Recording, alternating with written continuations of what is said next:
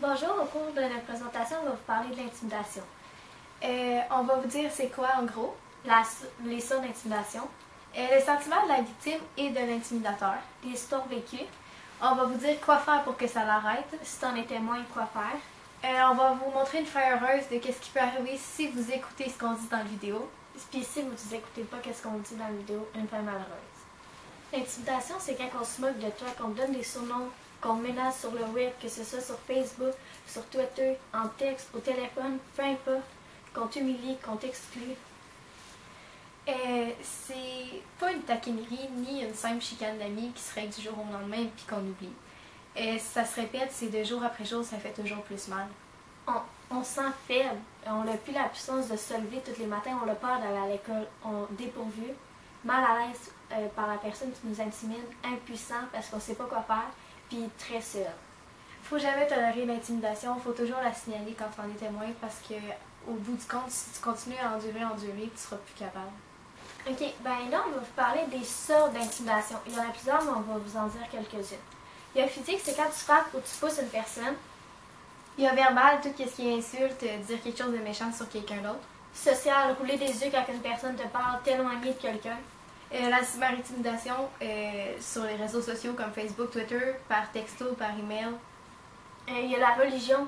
C'est quand tu ris d'une religion quelconque, que ce soit pas la tienne. Racial, tout ce qui est raciste, dans le fond, que tu sois blanc ou noir, moi je pense qu'il n'y a aucune différence, mais il y en a qui rient de ça.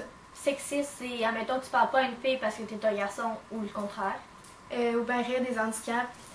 On va vous parler des sentiments de la personne qui intimide et les sentiments de la personne qui est intimidée. L'enfant qui intimide, contrôle et déstabilise par la violence et l'abus de pouvoir. L'enfant intimidé, lui, se sent de plus en plus impuissant et il se sent piégé. L'enfant qui intimide, encore une fois, il a l'impression de gagner du pouvoir. Après chaque chose qu'il dit, il se sent de plus en plus fort. Lui qui est intimidé, il semble perdre son pouvoir et perd confiance en lui de plus en plus. Quoi faire pour que l'intimidation, ça l'arrête? Faut pas attendre que ça devienne pire, faut que tu agisses tout de suite.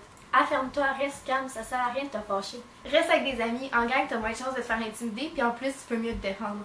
T'as pas à tolérer l'intimidation, trouve un adulte en qui t'as confiance, parle-lui. Ça va régler le problème.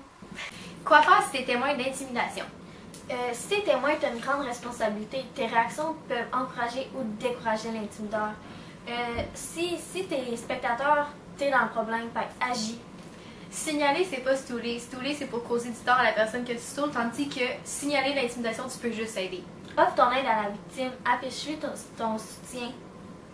Si vous écoutez ce qu'on a dit dans la vidéo, ça pourrait arriver.